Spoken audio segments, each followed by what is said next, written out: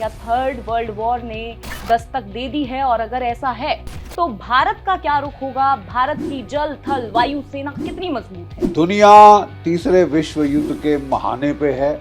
International rule based order की तो धज्जियां उड़ा दी गई हैं। डोनाल्ड ट्रंप कभी धमकी दे रहे हैं कि मैं कनाडा को 51st स्टेट बना दूंगा। रूस कह रहा है कि साहब यूरोप मेरा प्रभाव क्षेत्र है और मैं आपको नहीं फटकने दूंगा। और उसने अमेरिका के 8 जहाज बाल्टिक सी में और ब्लैक सी में और आर्कटिक में पकड़ ली। अमेरिका की दादागिरी कब तक चलेगी? गुरिल्ला जैसे अपनी छाती पे ड्रम बजा रहा है और क्रीग बुलडोलो कह रहा है।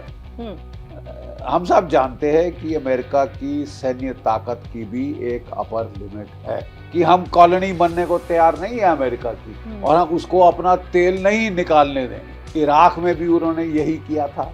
एक स्टैंडर्ड प्लेबुक है, पहले डिमोनाइज करो, गाली गलौज दो। नहीं, पाकिस्तान सही कह रहा है तो तुम पाकिस्तान चले क्यों नहीं जाते ना यार। नमस्कार, पंजाब केसरी दिल्ली देख रहे हैं आप और मैं हूं आपके साथ ऋषभा। अमेरिका की नई विश्व रणनीति, रूस यूक्रेन युद्ध, ईरान इजराइल के बीच टकराव और एशिया में चीन का बढ़ता दखल, इन सब के बीच भारत कहां खड़ा है? आज इन्हीं जटिल सवालों का जवाब देने के लिए हमारे साथ मौजूद हैं कारगिल वॉर में दुश्मन के सामने चट्टानों की तरह खड़े रहने वाले और दुश्मन को मार गिराने वाले भारतीय सेना के पूर्व major general GD Bakshi. Sir, बहुत स्वागत है आपका पंजाब केसरी में। थैंक यू बेटा। सर, सबसे पहला और अहम सवाल जो रह रहकर देश और दुनिया के हर एक नागरिक के मन में चल रहा है कि क्या दुनिया तीसरे विश्व युद्ध की ओर बढ़ रही है? क्या थर्ड वर्ल्ड वॉर ने दस्तक दे दी है? और अगर ऐसा है तो भारत का क्या रुख होगा? भारत की जल थल वायु सेना कितनी मजबूत है? बहुत एसेंशियल सवाल है इस वक्त। देखिए, दुनिया तीसरे विश्व युद्ध के महाने पे है, इसमें किसी को कोई शक नहीं होना चाहिए। ठीक है साहब। पिछले 4 सालों से रशिया यूक्रेन में भीषण युद्ध चल रहा है। इतना भीषण कि कोई अंदाज है कि कोई 2 मिलियन के करीब मारे गए हैं यूक्रेनियन। ठीक है। और उनसे 1 मिलियन से थोड़े कम मारे गए हैं रशियंस। फिर 3 साल चला आपका इजराइल, हमास, हिजबुल्ला और हौतीस का युद्ध, और फिर ईरान भी चपेट में आ गया उस युद्ध की। जी। अब हम देख रहे हैं कि अमेरिका ने धावा बोल दिया वेनेजुला के ऊपर। उनके राष्ट्रपति उनकी मैडम को पकड़ के उठा के ले आए, जैसे किडनैपिंग ऑपरेशन होता, बकनियर ऑपरेशन। मतलब इंटरनेशनल रूल बेस्ड ऑर्डर की तो धज्जियां उड़ा दी गई हैं। धज्जियां उड़ा दी गई हैं साहब। कोई है ही नहीं, जंगल रूल है, जंगल लॉ है। डोनाल्ड ट्रंप कभी धमकी दे रहे हैं कि मैं कनाडा को 51st स्टेट बना दूंगा। फिर वो कहते हैं कि साहब मैं तो ग्रीनलैंड पकड़ लूंगा। ठीक है। फिर वो कहते हैं कि मैं क्यूबा पे हमला करूंगा, ईरान को मैं ईंट से ईंट बजा दूंगा। अब कहाँ तक ये गीदड़ भभकियां हैं, कहाँ तक असली करेंगे? वेनेजुला ठीक है साहब, आपके बैकयार्ड में है, उनके बैकयार्ड में है इसी, तो वहां पे ना रशिया इंटरवीन करना चाहता है मिलिटरीली, ना चाइना। वो इकोनॉमिक फोरेस करें, इनरोड्स करें, वो दूसरी बात। लेकिन अपने बैकयार्ड में जो अमेरिका ने अपनी नेशनल सिक्योरिटी स्ट्रैटेजी इनंसिएट करी है, उसके मुताबिक वो कह रहे हैं कि साहब ये वेस्टर्न हेमिस्फीयर, ये तो हमारा प्रभाव का क्षेत्र है। हम ना रूस न चीन किसी को यहां फटकने नहीं देंगे। रूस कह रहा है कि साहब यूरोप मेरा प्रभाव क्षेत्र है और मैं आपको नहीं फटकने दूंगा। और उसने अमेरिका के 8 जहाज बाल्टिक सी में और ब्लैक सी में और आर्कटिक में पकड़ लिए। ठीक है साहब। चीन कह रहा है कि जो ताइवान स्ट्रेट्स है, जो ईस्ट चाइना सी है, साउथ चाइना सी है, वो मेरा प्रभाव क्षेत्र है, वो मेरा बैकयार्ड है, मेरा पिछवाड़ा है। मैं आपको वहां आने नहीं दूंगा, और आएंगे तो आपका नुकसान ज्यादा होगा। और अब अमेरिका को भी धीरे धीरे शने शने ये क्लियर हो गया है बेटा कि अगर वो अपने देश से 7,500 किलोमीटर दूर जाके चीन की कोस्टलाइन से 100-150 किलोमीटर दूर युद्ध करते हैं, तो उनका भी काफी नुकसान होने का अंदेशा है। दोनों चीन और रूस के पास हाइपरसोनिक क्रूज मिसाइल है। ये ऐसे मिसाइल हैं जो कि आवाज की गति से 5 गुना से 10-12 गुना तेज चलते हैं और ये मनूवर कर सकते हैं। अगर आप काउंटर एक्शन भी लो तो ये बैलिस्टिक ट्रेजेक्टरी नहीं फॉलो करता। बैलिस्टिक मतलब आपके कंप्यूटर कैलकुलेट कर सकते हैं कितने बजे कहाँ होगा और उसको पेट्रियट बैटरी से अपनी ठोक सकता है। अब पेट्रियट बैटरी भी कख नहीं कर सकती, कोई है ही नहीं ऐसा औजार जो इसको रोक सके।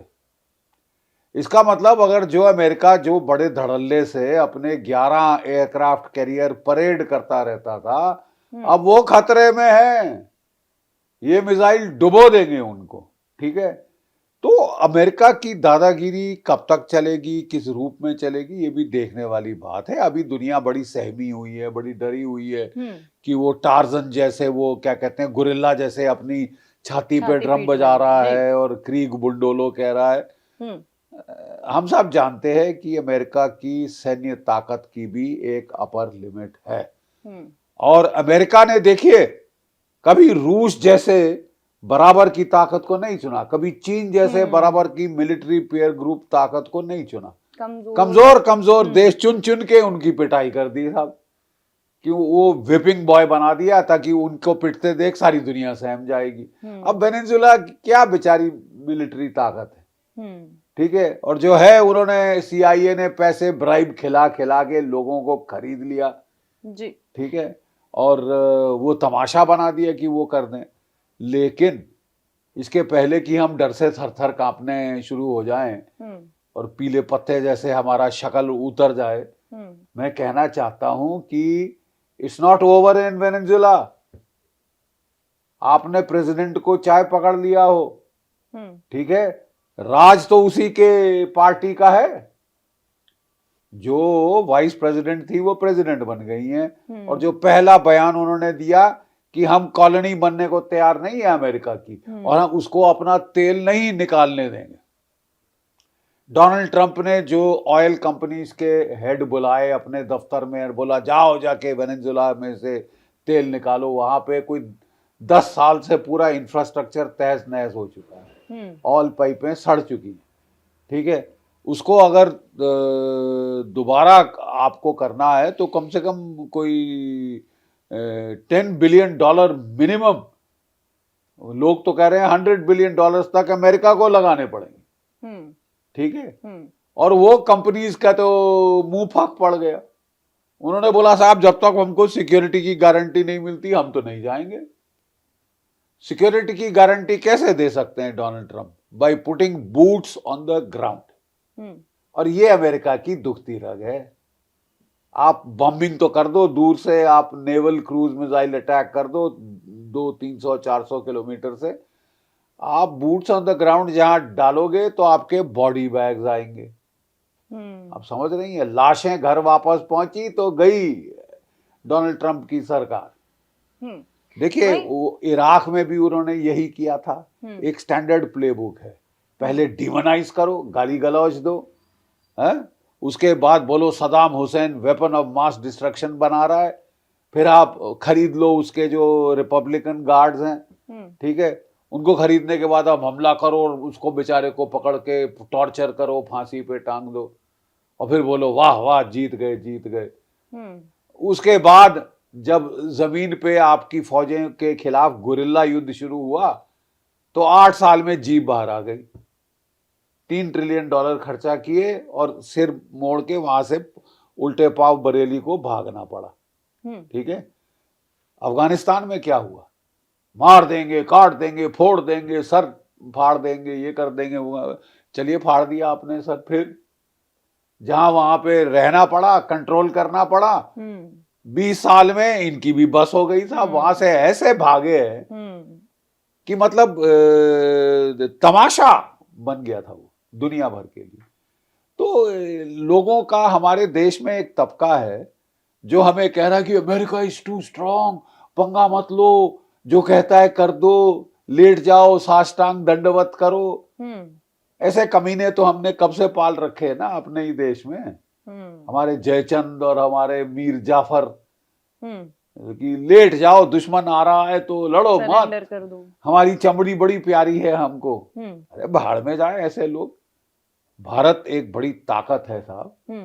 अगर आप समझते हो कि ये वेनेजुला है तो आप भारी भूल कर रहे हो। भारत न्यूक्लियर पावर है जी। जरूरत से ज्यादा छेड़ोगे कहीं 2-3 शहर ना उड़ जाए तुम्हारे, न्यूयॉर्क शामिल, वॉशिंगटन शामिल। ठीक है, अग्नि 5 है हमारे पास, K5 submarine launch ballistic missile है। सोच समझ के हाथ लगाना। जी, वहीं आपने भारत की ताकत का जिक्र किया सर जी। तो मैं सवाल आपसे ये लेना चाहूंगी कि किस तरीके से भारत की जल थल वायु सेना को और ज्यादा मजबूती दी जा रही है सरकार की तरफ से? क्या कुछ कड़े और बड़े कदम जो हैं वो उठाए जा रहे हैं जिससे जो आर्मी है हमारी और ज्यादा पावरफुल हो? हाँ, सरकार ने कदम उठाने शुरू किए हैं। कई बहुत बड़ी डिफेंस डीलें अभी ऑफिंग में हैं, जो एक्चुअली देखा जाए तो 20 साल पहले हो जानी चाहिए थी। 10 साल हमने कांग्रेस के खोए, एक जहाज नहीं खरीदा, एक फाइटर नहीं खरीदा साहब। वो अपने वेस्टलैंड वीवीआईपी हेलीकॉप्टर ढूंढ रहे थे, उसमें भी वो पैसे खा रहे थे। जो डील ली उसमें पैसे खाए और बाकी डीलें बंद ही कर दी। ठीक है साहब, अब हम कैचअप करने की कोशिश कर रहे हैं। और देखिए साहब, तृतीय महायुद्ध, तृतीय विश्व युद्ध का खतरा मंडरा रहा है। आपका चारों ओर खतरा ही खतरा है। आप 3 फ्रंट वॉर सिचुएशन में हैं। ठीक है, चीन उत्तर, पाकिस्तान पश्चिम और ये हरामखोर बांग्लादेश आपके उत्तर में। जी। 2 टके का मुल्क जिसको हमने आजाद कराया आज हमें आंखें दिखा रहा है। हमें धमकी दे रहा है कि वेस्ट बंगाल पकड़ लेगा, उड़ीसा पकड़ लेगा, बिहार पकड़ लेगा, 7 सिस्टर्स पकड़ लेगा, भारत तेरे टुकड़े होंगे, ऐसे नारे भी जो हैं वो वहां पर और वहां पे ऐसे नारे उस देश में लग रहे हैं जहां हमारे 3846 अफसर जैसे जवानों ने अपनी शहादत दी थी, कुर्बानी दी थी इनको आजाद कराने के लिए। 1 मिलियन इनकी औरतें जब पाकिस्तान की फौज ने रेप करी थी, 3 मिलियन बांग्लादेशी जान से मार डाले थे। हाँ, और 10 मिलियन भारत में रिफ्यूजी बना के धकेल दिए थे। भूखे नंगे यहाँ खाना खिलाओ, जिंदा रखो, ये हाल किया था। तब हमने 1971 के युद्ध में, और ये जरूरी जो मैं कह रहा हूं, 1971 के युद्ध में हमने हिम्मत करी, हिम्मते मर्द मददे खुदा। 2 टुकड़े हो गए था पाकिस्तान के, जबकि उस वक्त पाकिस्तान का dictator Yahya Khan, general Yahya Khan, अयाश whisky पीने वाला, वो अमेरिका के प्रेसिडेंट रिचर्ड निक्सन की गोद में बैठा हुआ है। लाड प्यार उसके साथ इतना हो गया था अमेरिका का। क्या अमेरिका बचा सका पाकिस्तान को? 7th फ्लीट भेज दी साहब, फिर भी पाकिस्तान के 2 टुकड़े हो गए। और तब हम न्यूक्लियर पावर नहीं थे। अब आप न्यूक्लियर पावर हैं साहब, तो घबरा क्यों रहे हैं, डर क्यों रहे हैं, भय किस बात का? अपनी ताकत बढ़ाइए और डंका चोट के, जैसे कि वो रूस को हाथ नहीं लगाता, वो चीन को हाथ नहीं लगाता, अपने आप को उतना सशक्त बना लीजिए कि देखने की हिमाकत भी ना हो। वो भी समझ जाए कि नहीं साहब, जैसे कि ताइवान, साउथ चाइना सी, ईस्ट चाइना सी, उसने उनका पिछवाड़ा है, यूरोप, ईस्ट यूरोप रूस का पिछवाड़ा है, तो हमारा भी पिछवाड़ा साउथ एशिया है। यहां पे अगर आप उंगल देंगे तो आपके लिए, सेहत के लिए ठीक नहीं होगा। ठीक है ना? तो उसके लिए केवल बातों से नहीं होगा। बड़ा जबरदस्त मिलिट्री बिल्डअप किया था हमने 1971 में। अब उससे भी बड़े मिलिट्री बिल्डअप की जरूरत है। अभी कहा जा रहा है कि फ्रांस के राष्ट्रपति आने वाले हैं और अटकलें लगाई जा रही हैं कि रफाल की डील कर दी जाएगी, जो कि जिसमें कि आप समझ लीजिए 3 लाख करोड़ की डील कहा जा रहा है। 114 रफाल हम खरीदेंगे अपनी एयरफोर्स के लिए और कोई 26 रफाल खरीदेंगे अपनी नेवी के लिए। साफरान के इंजन हमारे देश में मैन्युफैक्चर होंगे 5th जनरेशन एयरक्राफ्ट के लिए, 112 किलो न्यूटन का। ठीक है, वो हमारे देश में बनेगा। फ्रांस हमारी मदद करेगा। ये जो जहाज हैं ये रिप्लेस करेंगे मिराज 2000 को और जैगुआर्स को, जो कि 20-30 साल पुराने हो चुके हैं और उससे भी ज्यादा पुराने हो गए। 30-30 साल से ज्यादा इनकी उम्र हो गई है, ज्यादा देर नहीं रह सकते हमारी फौज में, एयरफोर्स में। तो इनको फेज आउट करना पड़ेगा। हमको चाहिए रफाल 20 साल पहले आ जाने चाहिए थे। लटका लटका के साहब आज ऐसी हालत कर दी है कि ऑन पेपर हमारी एयरफोर्स होनी चाहिए, आप समझ लीजिए 42 स्क्वाड्रंस की। कितने स्क्वाड्रंस की है आज के दिन मालूम है आपको? 29। पाकिस्तान की एयरफोर्स कितने स्क्वाड्रन की है? 25। तो क्या आप पाकिस्तान से बराबरी करना चाहते हैं? और कल बोलेंगे नहीं जी पाकिस्तान भी आगे निकल लिया, उसने तो F-35 खरीद लिए चीन से, तो अब हम क्या बांग्लादेश से बराबरी करेंगे? नहीं, मतलब हम सो क्यों रहे हैं? बड़ा खर्चा हो रहा है फौज पे, बड़ा खर्चा हो रहा है, कम करो कम करो। अरे आप अपना माहौल देख रहे हैं जी, बिल्कुल। फौज रिपब्लिक डे परेड करने के लिए नहीं है सिर्फ, फौज लड़ने के लिए। खतरा जब बढ़ता है तो फौज बढ़ाई जाती है, काटी नहीं जाती, घटाई नहीं जाती। ठीक है साहब, सशक्त की जाती है, ताकतवर बनाई जाती है। तो थैंक गॉड अब हम लोग जाग गए हैं और अब ये प्रक्रिया बहुत लेट शुरू हो गई है, but better late than never. You know, thank God शुरू हो गई है। हम वेस्ट जर्मनी से सबमरीन्स खरीद रहे हैं, diesel electric air independent propulsion submarine 214 type 214। वो जर्मन डिफेंस मिनिस्टर आए थे, उम्मीद थी कि डील साइन होगी, लेकिन कोई डील तो अनाउंस हुई नहीं। ठीक है साहब, और सबमरीन्स भी आपको चाहिए। तो बातें सब हो रही हैं, अभी तक कॉन्क्रीट एक्शन नहीं दिखा। ठीक है साहब, और हमको अपने जो T-90 टैंक्स हैं उनको अपग्रेड करना है। उसमें 1000 हॉर्स पावर का इंजन है, 1300 हॉर्स पावर का इंजन करना पड़ेगा आपको। जो T-72 टैंक्स है उसका 750 हॉर्स पावर का इंजन है, 1000 हॉर्स पावर का करना पड़ेगा, अपग्रेड करना पड़ेगा। ये शुरू हो गया मैंने सुना जी। ठीक है, और सबसे ज्यादा जरूरत है 5th जनरेशन फाइटर की। हम कह रहे हैं नहीं साहब हम तो अपना बनाएंगे, बड़ी अच्छी बात है, अपना बनना चाहिए, बहुत जरूरत है कि अपना बने। लेकिन साहब एक प्रॉब्लम है, हमारा आमका अभी जो चालू हुआ है वो कह रहे 10 साल कम से कम लगेंगे। आपकी जानकारी के लिए मैं आपको बता दूं कि पाकिस्तान के फाइटर पायलट आज के दिन चीन में हैं और J-35 जहाजों पे ट्रेनिंग कर रहे हैं। इस साल अगले साल वो J-35 आ जाएंगे, 5th जनरेशन फाइटर। चीन की एयरफोर्स के पास PLAAF जो है उसके पास कोई 350 5th जनरेशन फाइटर हैं और 6th जनरेशन फाइटर बनाना शुरू कर रहा है। आपको लड़ना है चीन से, पाकिस्तान से, बांग्लादेश से और अपने घर में छुपे हुए गद्दारों से। बिल्कुल, ये एक अहम बात है जो आपने कही है। ठीक है, तो मैं सिर्फ खत्म करता हूं। तो मैं कह ये रहा हूं कि आपको इंटरिम आपको रूस ने ऑफर किया है Su-57 5th जनरेशन फाइटर। कहते हैं आपके देश में लाइसेंस प्रोडक्शन करेंगे, सोर्स कोड देंगे, सस्ता देंगे। यहां अमेरिका के डर से हम देख रहे हैं कि वो ले ही नहीं रहे। अमेरिका आपकी ऐसी तैसी कर रहा है और आप उससे डर के अपना बचाव भी नहीं करोगे। You know, that is something which is very wrong. डर के मारे हमने उनको फिर वो ऑर्डर दे दिया है कि साहब वो जो लाइट कॉम्बैट इंजन के 200 इंजन के जो जेट के इंजन है हम आपसे खरीदेंगे। आपने ट्रेलर देख लिया है कि जो पिछले 100 इंजन देने थे उसका क्या किया है उसने।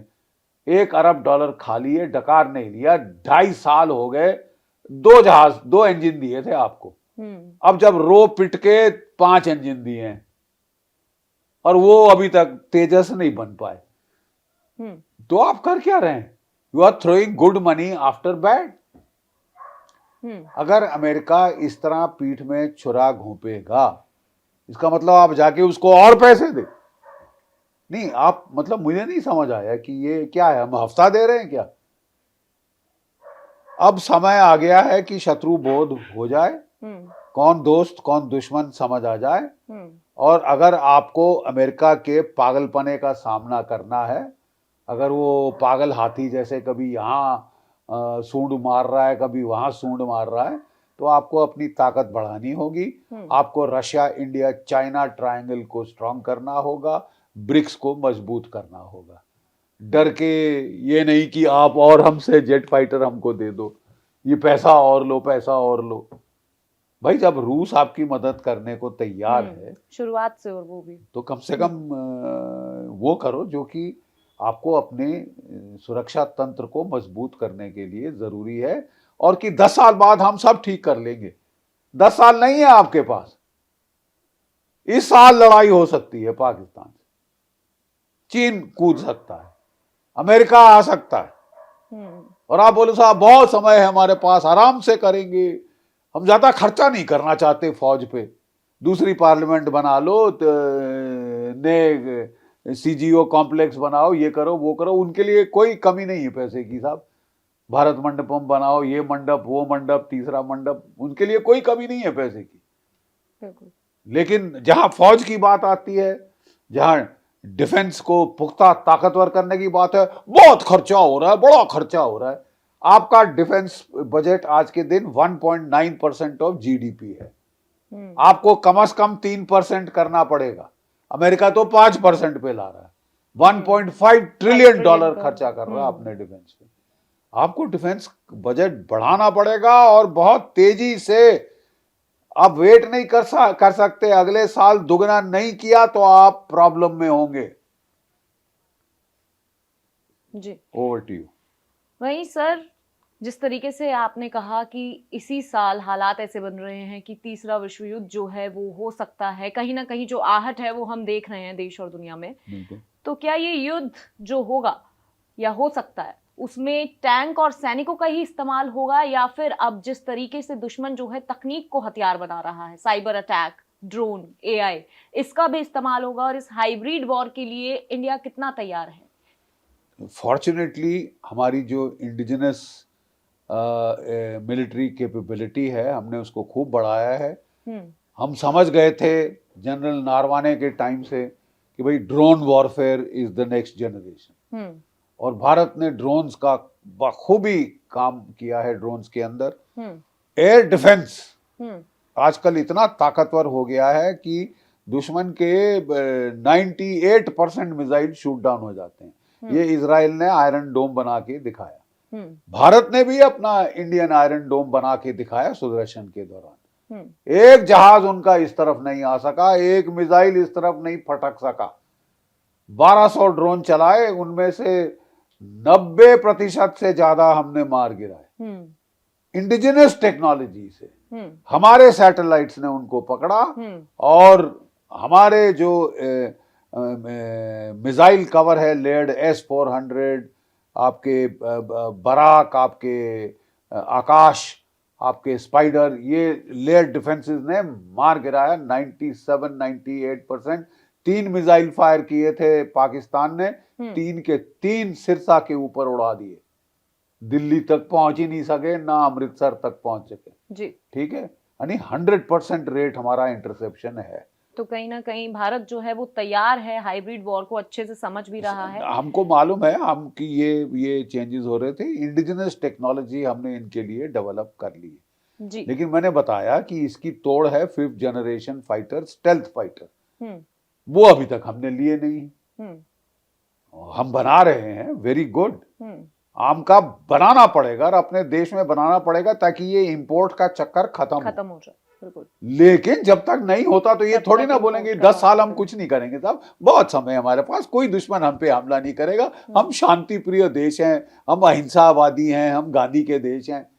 भाड़ में गई आपकी अहिंसा। हम्म। ठीक है साहब, दुश्मन कोई अहिंसावादी नहीं है आपके, केवल आप हो अहिंसावादी। जी। और हम भारत जिस तरीके से क्रिया पे प्रतिक्रिया देता है, तो कहीं ना कहीं समय आ चुका है कि भारत पहले से तैयार रहे, और थोड़ी भी हलचल हो तो भारत प्रतिक्रिया प्रीएम्प्टिव देनी शुरू स्ट्राइक करे, इंतजार नहीं करे कि मारेगा तो मारेंगे। हम्म। ये फलसफा कब तक चलेगा जी। कि घर में घुस के मारेंगे? बहुत अच्छी बात, हमने शुरू तो किया है, नहीं तो हम ऑपरेशन जवाब ही नहीं सिंदूर। दे रहे थे कि हम तो अहिंसावादी हैं साहब, गांधीवादी हैं, चरखा काटेंगे। चरखा काटने से आपके लोगों की मौत नहीं आप टाल सकते। बिल्कुल ठीक है ना साहब? जी। चरखा काटने का जमाना गया, अब युद्ध का जमाना आ गया है हमारे सर पे, वेदर वी लाइक इट और वी डोंट लाइक इट। जी। हम नहीं चाहते लड़ना छड़ना मार काट करना, लेकिन क्या हमारे पड़ोसी ऐसे हैं खूंखार भेड़िए की तरह साले इंतजार कर रहे हैं कि आप थोड़ी कमजोरी दिखाओ और तुम्हारी वो तुरंत चीर अटैक फाड़ कर दें। रहे हैं। बिल्कुल ठीक है, तो इसके लिए अब समय बहुत कम है, इसीलिए मैं आह्वान कर रहा हूं कि साहब जितना खर्चा जरूरी है करिए। भारत सोने की चिड़िया थी, कहां गया हमारा सोना? लूट लूट के ले गए, क्योंकि हम उसकी रक्षा नहीं कर सके। रक्षा में हमको इंटरेस्ट ही नहीं है, कि हमको तो बड़ा फालतू खर्चा लगता है साहब, कि फौज काट दो, मोटी हो रही है, ये हो रही, तुमको बचा रहे हैं, एयरफोर्स मत बढ़ाओ। क्यों नहीं बढ़ाओ साहब? मरना चाहते हो क्या? Have you got a death wish? तो अब थैंक गॉड कार्रवाई शुरू हुई है, लेकिन बहुत स्लो है अभी भी। जो खतरे के लिहाज से हमको स्पीड अप एक्सेलरेटर दबाना होगा। वहीं सर आखिरी सवाल मेरा आपसे, जिस तरीके से भारतीय सेना ऑपरेशन जब करती है तो कुछ लोग देश के अंदर बैठे हुए उस ऑपरेशन का सबूत मांगते हैं, चाहे वो ऑपरेशन सिंदूर हो या हाल फिलहाल में जितने भी ऑपरेशन किए गए हों, तो कहीं ना कहीं जो हमारे भारतीय जवान हैं उनका मनोबल इस बात से टूटता हुआ नजर आता है, या कहीं ना कहीं जो एक आहत होते है भावना हमारे जवानों की इस विषय को लेकर? देखिए, मनोबल तो भारत की सेना का चट्टान है, ये 2 टके के कीड़े इसे तोड़ नहीं सकते। लेकिन आप जरूर कह रही हैं, उनकी भावनाओं को आहत पहुंचा सकते हैं और पहुंचा रहे हैं। देखिए, हर प्रजातंत्र में ऑपोजिशन होती है जिसका काम है अपोज करना, विरोध करना। लेकिन किसी भी परिपक्व प्रजातंत्र में जब बाहर का दुश्मन हमला करता है, उस वक्त हम आपस में लड़ते नहीं, फूट नहीं डालते, एकजुट होकर लड़ते हैं बाहरी खतरे से। बिल्कुल। लेकिन यहां हमने एक नया तमाशा देखा है, पाकिस्तान सही कह रहा है, भारत झूठ बोल रहा है। ये कहां से आवाजें आ रही? हमारी ऑपोजिशन से, और ये इको चेंबर बना दिया है। वो कहते हैं देखो देखो, आपके ही तो लोग बोल रहे हैं कि आप झूठ बोल रहे हैं, हम सच बोल रहे हैं। पाकिस्तान सच्चा, भारत झूठा, भारत की फौज झूठी, भारत की सरकार झूठी, और तुम बड़े गंगा जल से धुले हुए तुलसी के पत्ते हो। नहीं मतलब तुम्हें शर्म नहीं आती?